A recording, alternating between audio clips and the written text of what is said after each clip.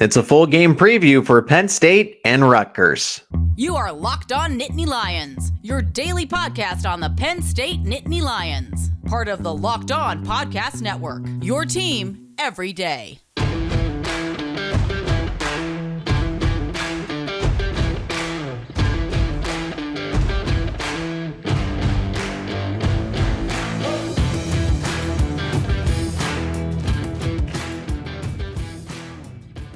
Thanks for making Locked On Nittany Lions your first listen every day. We are free and available wherever you get your podcasts. Today's episode is brought to you by Underdog. Sign up on UnderdogFantasy.com with promo code Locked On and get your first deposit doubled up to $100. That is promo code Locked On at UnderdogFantasy.com. My name is Zach Seyko. Thanks so much for checking out this episode via wherever you get your podcasts or now on YouTube if you're watching the episode. If you haven't yet already, subscribe to the YouTube channel, Locked On Nittany Lions. All you got to do is search on YouTube and hit the bell for notifications. Can we get to 300 subscribers? I'd really appreciate it. Let's try to get to 300 subscribers by the end of the football season. That would be a huge help. In today's show, I'm going to set the stage for Penn State versus Rutgers, go over, as usual with these game previews, just simply what is Penn State going to do when they have the football? What is Rutgers going to try to do when they have the football, and how both teams will again defend against the opponents? And for the final segment today, I'm going to have a preview of Penn State men's basketball versus Virginia Tech. So this is a little bit of a double game preview as we have Penn State football and Penn State men's basketball as we are in the Penn State sports equinox. Shout out to Penn State field hockey and women's soccer going at it in their respective NCAA tournaments today. And hopefully when the results are final, I have something positive to talk about and recap on Monday. So good luck to both the women's soccer team and the field hockey team. Field hockey team's in the Final Four, so it's really coming down to crunch time here for Charmarette Curtis's group. But Penn State football gets underway against Rutgers tomorrow. That is a kickoff of 3:30, and it is going to be on the Big Ten Network. It's at Rutgers Stadium. That is SHI Stadium. And Penn State hasn't been there since 2020. The weather for this game will be cloudy, about 41 degrees when kickoff is going to happen, but it's going to feel like 32 degrees, and that's according to AccuWeather. Winds will typically be about 14 miles per hour with gusts up to 29 miles per hour. There's a 6% chance of rain in the area. I think it'll be a mostly clear game. And then the sun's supposed to set before 5 o'clock, so it will be fairly dark most of the game as it goes along. Penn State, we know, is ranked number 11th in the college football playoff rankings, and Rutgers, well, is not. Penn State is 8-2 overall. They are 5-2 in the Big Ten. Rutgers is 4-6. Okay, that's not a bad record, but they are 1-6 in the Big Ten and bottom dwellers of the Big Ten East. Recently, Penn State has beat Maryland 30-0. They beat Indiana 45-14 after they lost to Ohio State 44-31. Now, Rutgers, they put the wins together at the beginning of the season. Boston College, 22-21. I was actually impressed with that victory. We've seen that Boston College does struggle a little bit this year, but that's besides the point. Rutgers still got a win, and they did it come from behind fashion. They beat Wagner as they should have, 66-7.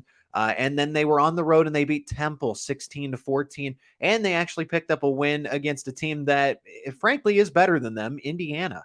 They beat them 24-17. Some of the more recent games for Rutgers, though, those were at the first half of the season for them. They haven't been so lucky as of late. Losses to Michigan State, Michigan, and Minnesota, 27-21, 52-17, and 31-0, respectively. James Franklin and Greg Schiano, they're going up in their third head-to-head matchup. Greg Schiano is now the head coach again at Rutgers. He went to the NFL.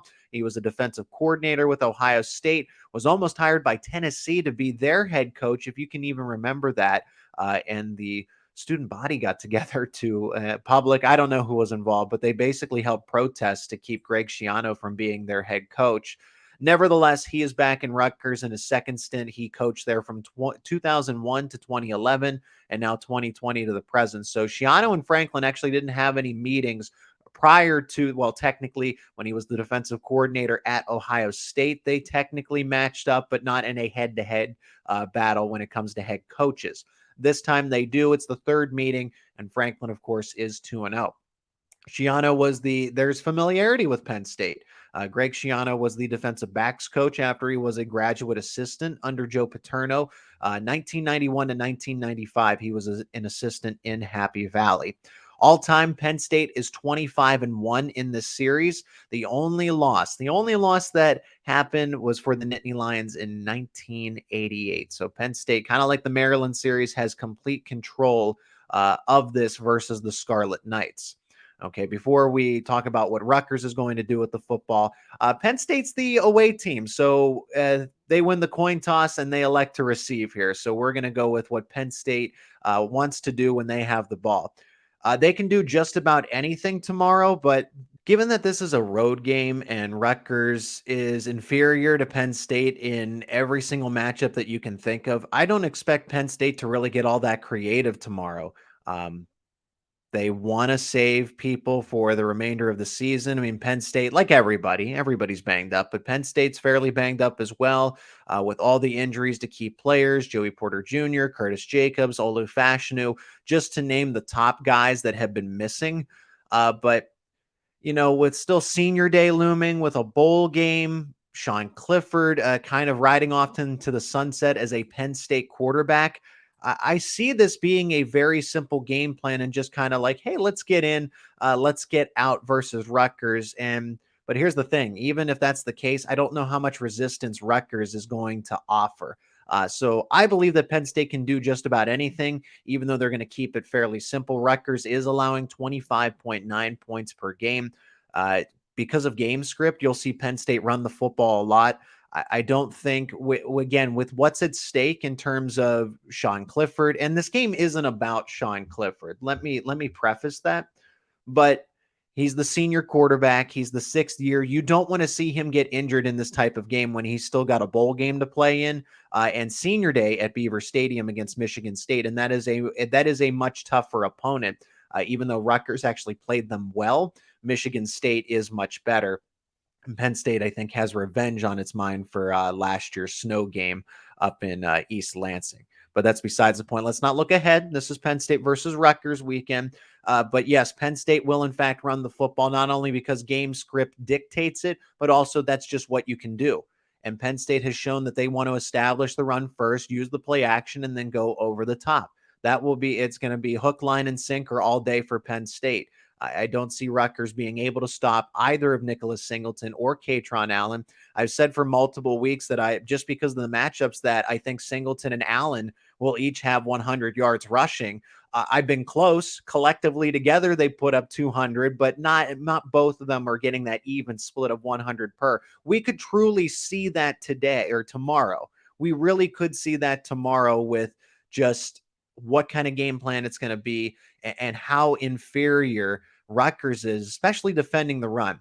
The offensive line is going to be able to push them off the line of scrimmage, and I don't really care who's in, right? Drew Shelton, the true freshman, should have a fine day. If they have to rotate in JB Nelson, they don't want to because they want to preserve that red shirt. But I'm saying if any of those backup guys happen to play for Penn State, they will still be favored in a one-on-one matchup with someone along the Rutgers defensive line. So Juice Scruggs will be able to handle his guys, Sal Wormley, Bryce Effner. You get where I'm going with this. There are no question marks up and down the offensive line, and Drew Shelton will still get his help from the tight ends, Brenton Strange, Theo Johnson. If Tyler Warren's available, he's been banged up. Any one of those tight ends will be able to help chip on that side of the football. But Drew Shelton's really been holding his own as a true freshman. Rutgers' best group on defense is, in fact, the secondary, but Penn State's passing game is still much better if they need to go to that. I think early in the game they will, just to kind of build a lead, pad it up, and then use the running game to close it out. But this Rutgers group is led by Christian Braswell, who leads the team with 3 interceptions, and this is actually pretty impressive. The team collectively actually has 9 overall for the Scarlet Knights. So Rutgers defensive backs are very good, and that includes Christian Isian and Avery Young. These guys are second and third on the team in tackles. They are behind linebacker Deion Jennings, however. He's the leading tackler with 75. But the secondary's physical, and they've gotten their hands on the football all season long. So just something to be wary of. We know that Sean Clifford can have the untimely turnover. I just think with the protection up front, he'll have time to read a book. It'll give Parker Washington, Mitchell Tinsley, Trey Wallace, Keandre Lambert-Smith, whoever's out there at wide receiver, I think it'll be an easy day. They'll have all day to get open, and Sean Clifford will have all day to find them and go through his progressions, go through his reads.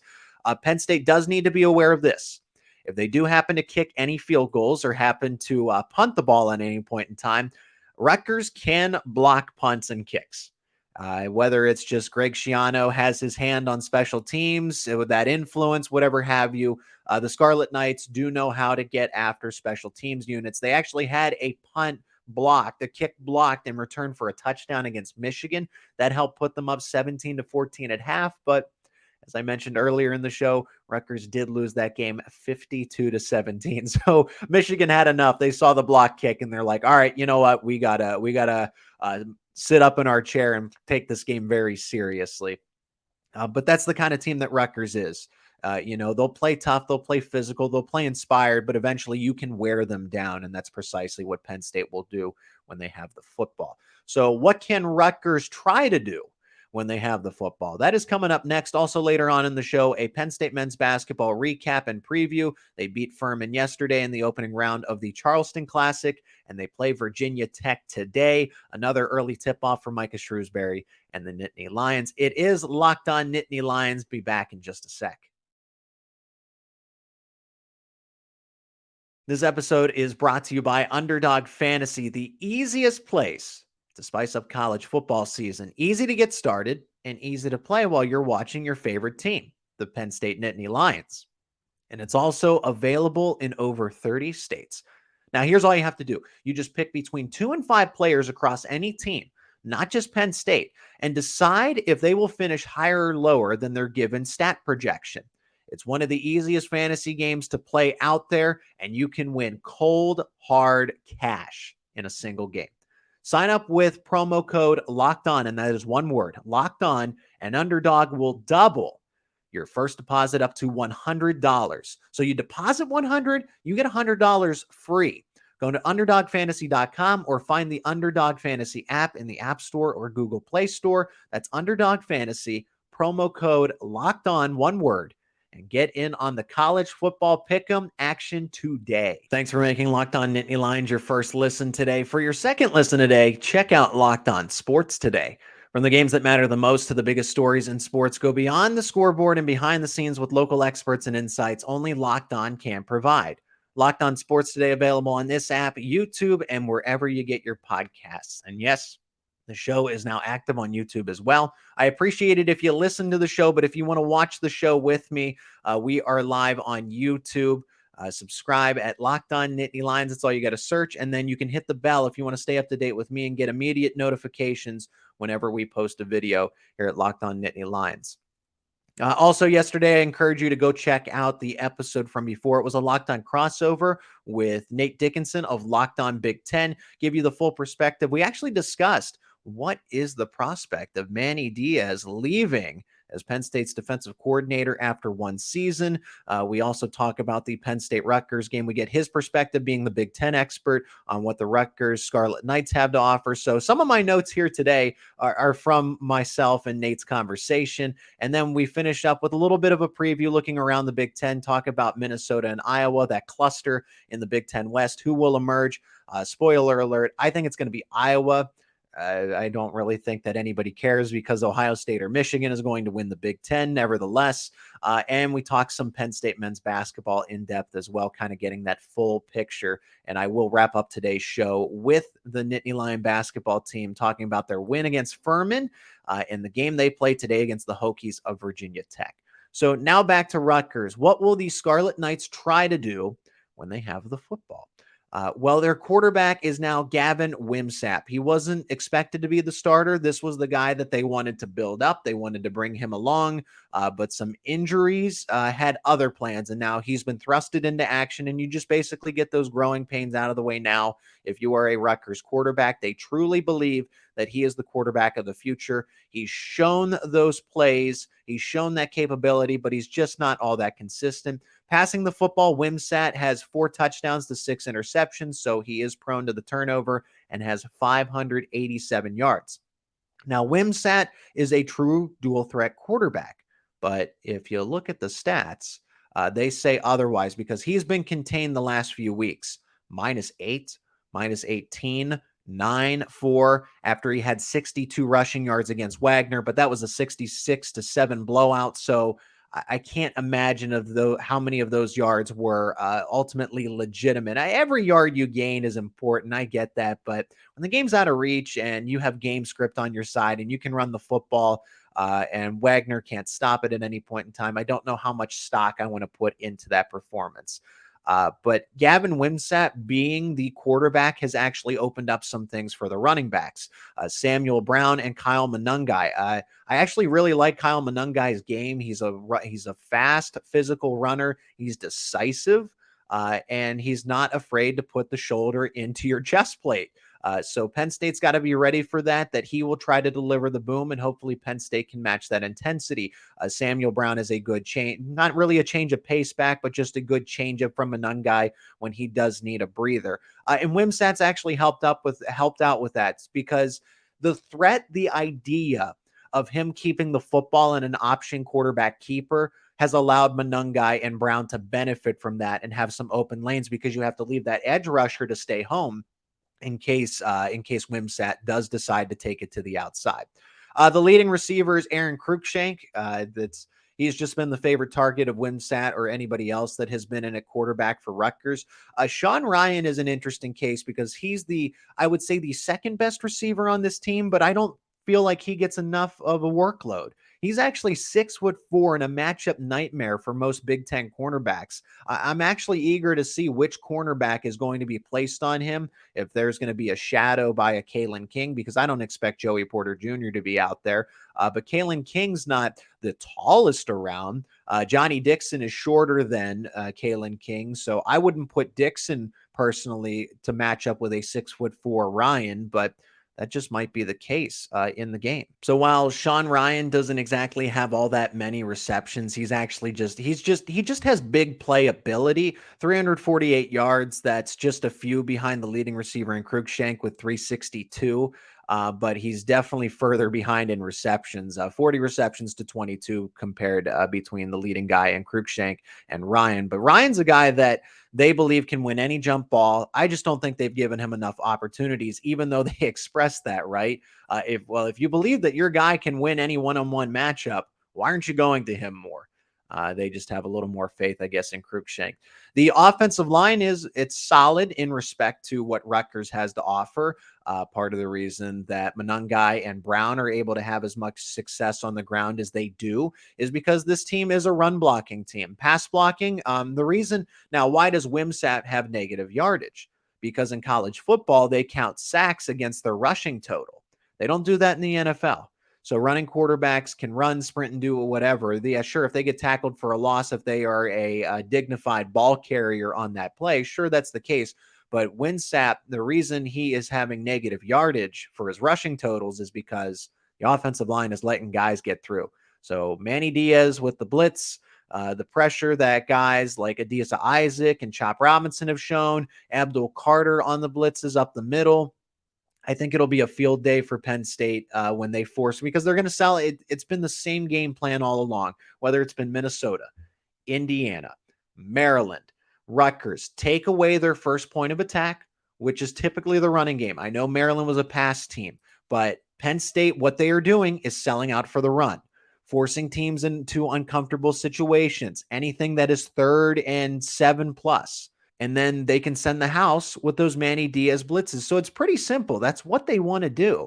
Get you into 3rd and long, sell out for the run on 1st and 2nd down. And Rutgers doesn't have a competent enough passing game to keep you off balance. They run the ball effectively. If you take that away, then the entire offense is in shambles. Somebody else I should mention in the passing game is tight end Johnny Langan. but he'll line up all over the place. I mean, truly, he will. You'll see him out wide. You'll see him in tight to the formation. You'll see him in the backfield. You'll see him take some direct snaps. They use him just basically as a jack of all trades. So he'll line up anywhere on the field. For Langan, he's not. He leads the team, second on the team in 26 receptions and 251 yards. So he's Mr. Reliable in short yardage. He doesn't really have as much a big play threat. But for Penn State's defense, obviously they match up very well here. I think this team can have multiple interceptions because Wimsatt is prone to the turnover. Penn State's going to sell out for the run. And I think that they'll have 5+ sacks as well. It could be a case where you lose count. And we've seen just how much livelier this Penn State defense has been under Manny Diaz now that everyone's fully understood the concept of it. I'm very eager to see what Penn State can do and put up more gaudy numbers against Rutgers. So before I get to Penn State men's basketball, let's get a prediction here in the middle of this episode. Normally I save it for the end. Penn State's going to have a simple game plan. That's part of the prediction. The defense will do what it does best. They apply pressure, sell out for the run, and have a lot of success against a Rutgers team that just does not have the same talent to keep up with Penn State. The total is set at 45, depending on where you look at it. Penn State is a minus 19-point favorite. I actually like Penn State to cover the total themselves. I think this is going to be 45-0 in favor of Penn State. I just don't see I really don't see Rutgers being able to do anything that gets them on the board. And I think Penn State could have a defensive turnover in here. Let's see if third time's the charm. I think that Nicholas Singleton and Katron Allen get 100 yards each. Most notably because I think the ball is going to be taken out of Sean Clifford's hands, not because they're worried about him turning the ball over, but you need him for Michigan State. You need him for the bowl game. There's still a lot more on the line than this Rutgers game on the road. And you have the horses to be able to do that. So expect Singleton and Allen to run wild because Rutgers really won't offer that much resistance. And Penn State very well could cover the total themselves. I think they score 40+ again. My final score is 45-0 Penn State. But is that really anything out of the ordinary? I want to see back-to-back shutouts. It's going to be tough to do that 2 weeks in a row, but I think Penn State's capable of it in this one on the road. My name is Zach Seyko, and this is Locked On Nittany Lions. When we return, we're going to discuss Penn State men's basketball. They beat Furman. They play Virginia Tech today. How do they match up with the Hokies? Next. Today's episode is sponsored by Nugenix. Remember when winning felt easy? That's because when you were younger, you were at the peak of your testosterone production, what some have called the winner's hormone or the man hormone. Wouldn't it be nice to get that winner's edge again and that old swagger back in your step? Want more energy to counter the negative physical effects of aging? Well, Nugenix Total T Testosterone Booster with Testofen will help you turn back the clock, re-energize your workouts, and get you better results at the gym and help you look and feel like the man you really want to be. Nugenix Total T contains man-boosting key ingredients like Testofen. It has been validated in 5 clinical studies shown to boost free testosterone levels in men. Because Nugenix Total T boosts free testosterone that the aging process robs, you'll feel stronger, leaner, with more energy and drive, and more passion too. Your partner will notice the difference. Now get a complimentary bottle of Nugenix Total T when you text COLLEGE to 231231. Text now and get a bottle of Nugenix Thermo, their most powerful fat incinerator ever, with key ingredients to help you get back into shape fast. Absolutely free. Text COLLEGE to 231231. Text COLLEGE to 231231. Texting enrolls you into reoccurring automated text messages. Consent not required to purchase. Message and data rates may apply. Welcome back to Locked On Nittany Lions, final segment as we recap Penn State men's basketball and preview Virginia Tech. By the way, in the comments, I want your score predictions for both Penn State and Rutgers and Penn State Virginia Tech today. If you're on YouTube, go down to the comments section, put your score prediction and any bold predictions you have for some of these games. Penn State is down in South Carolina for the Charleston Classic. They beat Furman yesterday, 73-68, but it was helped by the fact that Penn State led big at the half. It was 46-29. Penn State was absolutely on fire, shooting the lights out. in that first half. Surprisingly enough, because that was an 11:30 tip-off, I thought they were going to come out ice cold. Well, that was the case in the second half. And shout out to Furman, because the Paladins, I don't even know what a Paladin is, but Furman is actually a really good mid-major team. I expect them to win their conference and make it to the big dance. But for Penn State, they went cold. They not only missed a bunch of shots, but I felt like Furman just outplayed them wholeheartedly in the second half. And thank goodness they had the lead that they did, because a lot of second chance points were allowed, and they were out rebounded by a Furman team that doesn't really have too many big men. They were just more physical inside the paint, and I think Penn State really showed that they are lacking in the front court. Jalen Pickett did lead the way for the Nittany Lions. No surprise, 20 points, 4 rebounds, 7 assists, and good defense. He does it all, knows how to play the game very well, took on double teams and gave it up. When he had the single team, he knew when to take. It's just Jalen Pickett's just a very, very smart basketball player. For Seth Lundy, great compliment, had 20 points himself. So between those two guards in the backcourt, 40 points total. Big help there for Penn State. So because Penn State beat Furman, they now face the Hokies of Virginia Tech. Virginia Tech beating Old Dominion, in-state rivals, 75-71 yesterday. And this game is going to tip off at noon. I'm surprised that this game actually is the earlier game, because it is in the winner's bracket. Typically, they play the consolations earlier at these invitationals. But nevertheless, background between these two teams, the third meeting since 2018, and Penn State has been victorious in the two others in 2018, 63-62. And then Penn State went to Virginia Tech in 2020 and blew them out 75-55. That was actually I remember watching that game, and Penn State was a 5-point underdog and just took care of business. Virginia Tech plays slow. They are a slow-paced team. They are 304th in the country when it comes to moving the basketball, but they're highly efficient. So where they lack in pace, they make up for efficiency. 54.5 field goal percentage, and they take care of the basketball. They do not turn it over, and they shoot the three ball very well. Who does this sound like? A lot like Penn State. And they also do not rebound well. Who else does this sound like? This Penn State team. So they're mirror images of each other. Some players you need to know: guard Sean Padula is the leading scorer and is going to draw a lot of attention. 20 points per game, leads the team so far. Another player that's been very helpful to Virginia Tech's cause is Grant Basel. Now, Basel actually doesn't lead the team in minutes, but he's very productive when he's on the floor. 18 points per game, 6.7 rebounds per game as well. He's going to be a problem for Penn State, typically in that mid-20s range when he's on the floor, but probably why Virginia Tech's so efficient is because of guys like him. And like I said, they're very identical teams. This will make for a very good game. It's a matter of who can outdo who with what they are most talented at. Virginia Tech shoots well. They don't rebound very well. They pass well. They're efficient. Penn State's the same way. They've shot so well to this point. Even though they went really cold in the second half, they've been just phenomenal behind the arc, and hopefully that can continue throughout the game. Because these teams are so identical, I'm expecting a lot of points. I really am. I think that the Hokies and Nittany Lions could get both into the 80s. I think both teams will shoot well. Now, granted, they're probably going to defend the shot very well, since these two teams are mirror images of each other, as I have said. But I think that there's no familiarity here. Micah Shrewsberry actually pointed out that the teams that they've faced, Butler and Furman, had a good stretch of days to face each other and to work on and follow tape and work on them and solely devote their attention to the Nittany Lions in those matchups. Whereas Virginia Tech, they had to get ready for Old Dominion.